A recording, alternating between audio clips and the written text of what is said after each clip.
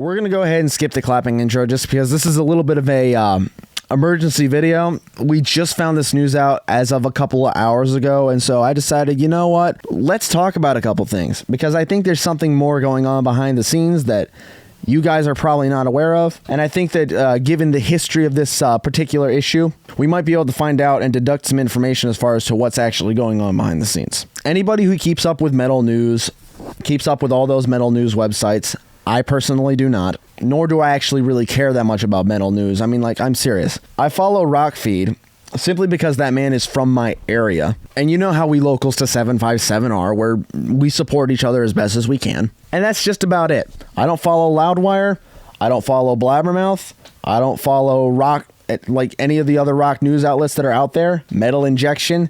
I don't follow any of that because personally, for me, metal is not a lifestyle. Metal is a music genre that I like, and it's something that gives me joy, but it's not something that makes up every aspect of my life. I have other things that I do, and I have other activities that I enjoy. So I'm not going to make metal my personality and be all up in metal news and finding out what's going on. I do follow several different bands, and this ended up being the reason how I found out about this. Me and my buddy Noah, right, my bandmate, we were hanging out. We had just went and gotten some food over at Black Rifle Coffee. We went into Guitar Center. We were hanging out, met an old friend there, playing some instruments, hanging out, and then we were going to head back to my place. I open up my phone after we get out of Guitar Center, and I see a statement from Slipknot saying that they have departed with their drummer Jay Weinberg. I read the statement, and I immediately can tell that there's more than what meets the eye here. It's very carefully worded. It's very carefully laid out. And the words are very meticulously chosen so that way minimal damage is inflicted upon the fans. And the problem is that is not what happened at all. Their plan just went entirely awry. So let's talk about it. I'm going to go ahead and just read the statement, and we're going to try and decipher it based on the very colorful history of Slipknot firing members out of nowhere. And then what usually happens after that. Let's read, shall we? We would like to thank Jay Weinberg for his dedication and passion over the past 10 years. No one can ever replace Joey Jordison's original sound, style, or energy, but Jay honored Joey's parts and contributed to the last 3 albums, and we, the band, and the fans appreciate it. But as ever, Slipknot is intent on evolving. The band has decided to make a creative decision to part ways with Jay. We wish Jay all the best, and they're very excited for what the future holds. I'm going to call BS on this for several different reasons. Let's just take a look real quick at how this was worded. We would like to thank Jay for his dedication and passion over the past 10 years. Yeah, 10 years of drumming his heart out, trying his best to imitate what Joey originally put as the sound for Slipknot's drums, and ultimately doing a bang-up job of it. He was phenomenal. He ended up becoming iconic himself, and some say even better than Joey in certain aspects. Let's go ahead and read the second part of this. No one can ever replace Joey Jordison's original sound, style, or energy, but Jay honored Joey's parts and contributed to the last 3 albums, and we, the band, and the fans appreciate it. This is what we like to call how constructive criticism usually starts. Have you ever gotten a compliment from somebody that was really backhanded, that at first you listen to it, and it sounds like they're about to say something very nice? They're just like, let's just use this as an example. Recently at work, we had one of the corporate people come into my job, and they were critiquing everything that we were doing, micromanaging and everything like that, like corporate people do. And this is in pharmacy too, so this is the worst place for you to micromanage. And she looks at me and she says this when she gets a second and there's no one else around. So you're very strong, you have a good mindset, and you have a very good work ethic. And I feel like you can help take this place and keep it going as long as you stay strong. You just have to get your priorities straight, and then you're good. What? By the way, that's a true story. That actually happened last week. You said all those very nice things, only to hit me with you need to get your priorities straight, and then you're good. Ma'am, my priorities are straight. I'm trying to get everybody's medication filled as best as I can and as quickly as I can. Micromanaging how I count pills is not going to help me get work done any faster. You see where I'm kind of going with this? It sounds like that they're about to give themselves an excuse as to why they did something absolutely messed up. And we see that if we keep on reading. But as ever, Slipknot is intent on evolving. The band has decided to make a creative decision to part ways with Jay. Usually, and this is something that I find to be very common in the music industry and with bands in general, whenever somebody decides to say, due to creative differences, we've decided to part ways, that usually means somebody didn't want to cooperate with what the main 2 people who run the project wanted to do, so we fired them. But we're going to put out a little flowery statement that says, due to creative differences, we've decided to part ways, and we wish you the best of luck on your endeavors. You know why? because it makes you seem less like a jerk. And so that way, when you put out a statement like that and the other guy comes out with saying, oh my gosh, no, that didn't happen, it makes him seem like he's crazy. And ultimately, you've won the argument. See, the problem is, I've seen this happen quite a bit before with Slipknot. If you followed their history for a little while, you'll notice that this is not the first time this has happened. It happens quite frequently. Let's just be honest with ourselves. Let me just give a couple of examples, shall we? So for one, let's go way, way, way back. Way before the first album was even put out. It was in the recording process. All the rhythm guitar and lead guitar tracks and all that, it's not the people you think who actually put it down. See, Mick Gordon, listen to me.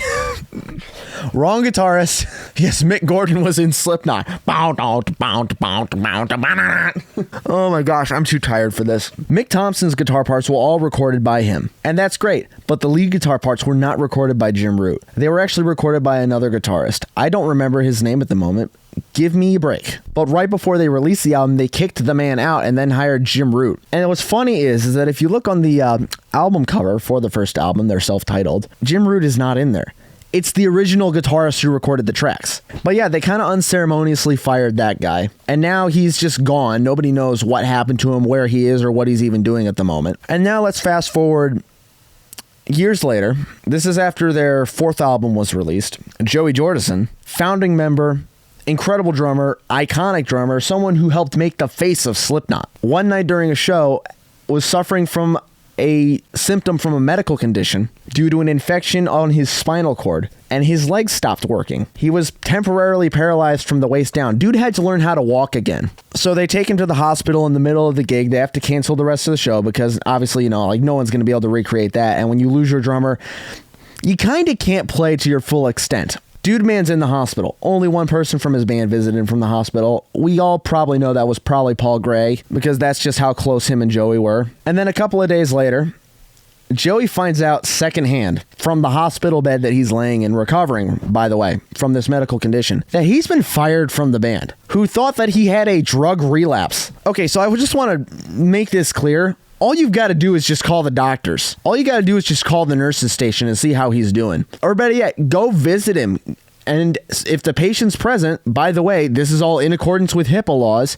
Medical personnel right here, I know how this works. As long as the patient is right there and the patient gives a verbal consent to the doctor as far as to what's going on, that you're allowed to know that information, the doctor's allowed to tell you what medically is wrong with that patient that's you're visiting. Now everything's all wrapped up nice and tight in the little legal package that is the HIPAA laws. And doctor can say, oh, your boy Joey has a spinal infection that's causing him to lose the ability to move his legs. We're going to treat this infection. We're going to help him get back to normal. And everything's going to be A-okay. He's going to be better than when he walked in here. That's all that had to happen. But nah, they fired him. And then within a couple of weeks, they hired a new drummer. That's a very crappy thing to do, especially to a founding member who helped make your band who they are. And a drummer who, honestly, pulled a lot of fans with him after he got kicked out unceremoniously. So fast forward through the years, obviously we had the passing of Paul Gray, very, very tragic passing at that from a drug relapse. It was very sad. They get a new bassist and they keep on forging on. Then all of a sudden in, the beginning of 2019 or something like that, the band announces they've parted ways with Chris Fenn, who was, again, one of the founding members, one of the other percussionists. A couple months later, he takes them to court and they have a legal dispute over financial issues that happened within the band and financial imbalances. I don't know whether or not that's been worked out or not, by the way, or if that's an open legal case or anything like that. So no further statements about that as far as that's concerned. I don't want to make any assumptions that are incorrect, but I think we can see where this is going. Fast forward a little bit later to the beginning of 2023. The band all of a sudden announces that they've parted way with Craig Jones and they wish him the best in his future endeavors. That's all they had to say about that matter. Hours later, they delete that statement and then post a picture of some mysterious new member. And now we know how Slipknot is. They don't like to discuss who their new members are, and for good reason.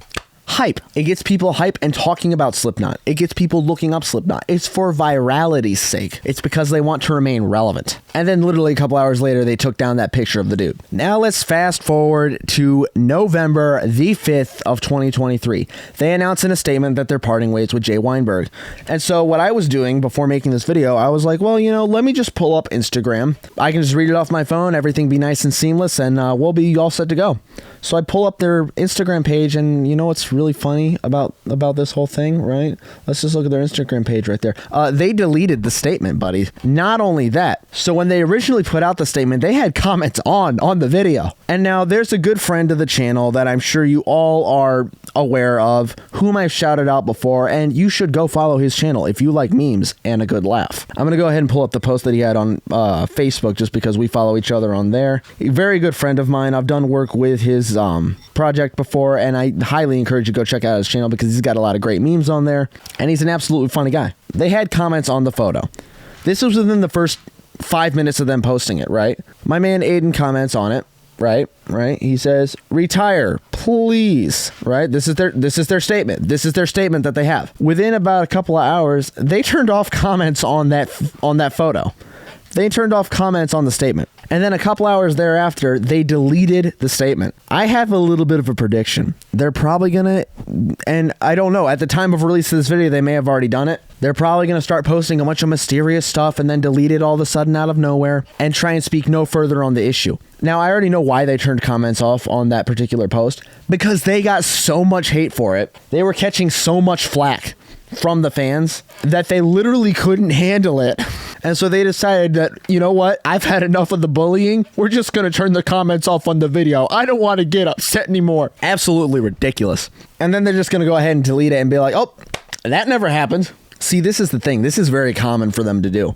They've done it repeatedly. They did it with their Chris Fenn statement. They did it with their Craig Jones statement. And now they're doing it with this. It seems very strange, but here's the thing. We have a little bit of inside information. I can't really reveal too much because I don't want to get sued. I'm not worth that much money. And also, it's way too early on for this channel to be taken down. We're just going to phrase it like this. There's basically 2 to 3 people that run this band in this band that have the say over everything. And everyone else is kind of bound by contract that they're not allowed to really discuss or have a say in certain things. And monetarily wise, things are definitely not divided fair. And for a project being 9 people, that obviously makes them a bunch of money. The profits are mainly going towards a couple of people. I'll let you guys decide who you think those people are, and I'm sure it's going to be pretty darn obvious. This just confirms my suspicions that Slipknot is a failing band. I've only really been a fan of their first 4 albums that they put out. Anything from The Gray Chapter to their current album, the brand new album that they put out, which is absolute garbage in my opinion still, is just not good. It's been a declining quality ever since that they released all their albums. And it feels like Slipknot is losing more and more of what made them Slipknot. Whether it's original members that they're kicking out, /firing, having creative differences with, or whether or not it's a lack of creativity, or going in a completely acid trip direction where it feels like that Slipknot's just trying to be a very terrible cover band of Slipknot. I don't think it's going to be much longer before they descend into irrelevancy. They've tried doing whatever they can to stay relevant as best as they possibly can. But when you've disappointed the fans repeatedly from day one, it's just not good. And now here's the thing. There are a couple of, as they self-proclaim, call themselves maggots, which are the super fans of Slipknot, that will literally, at this current point in time, sit, roll, give them a handshake, and literally do and like anything the Slipknot says. And if you think otherwise, you're a terrible person. I've encountered this personally over the internet and in person. With this post going out, it's just confirming every suspicion that I've had that it's not going to be much longer before they're gone. With a fan favorite such as Weinberg, who, phenomenal drummer, S-tier drummer, absolute pillar in the metal community, has been known for being insanely great, carrying on the legacy of Joey Jordison, who unfortunately passed away a couple of years ago. I don't think that it's very far off to say that they keep on pissing off the fans and they keep hemorrhaging fans by making very stupid decisions, and it's not going to be much longer before this band calls it quits. Mark my words on that one. I think they've made an absolutely terrible mistake letting go of Jay, and I think that there's more that meets the eye on this. I know there's a lot of people out there that are saying, we don't want to speculate, or I don't want to make any assumptions, but I'm not that person. I will make all the assumptions that I like, and I will talk endless smack because you know what? I have the right to do so. So guess what, Slipknot? You made an absolutely stupid mistake. You guys are not the Titans that you once were. I might have decided I wanted to go see you guys live one more time just because of Jay Weinberg. Not anymore. That's all really I have to say about that matter. Drop a comment down below. Let me know what you guys think of the video. Consider subscribing if you will. I really don't have much else to say on this. Hopefully everything's going okay with Jay, and hopefully, you know, there's no malice or anything like that going on. He hasn't released a statement. I don't think he's going to release one for a little while until things have calmed down and smoothed over a little bit. And while others are not going to make assumptions, I will. And all I have to say now to end the video, bad move. Bad move.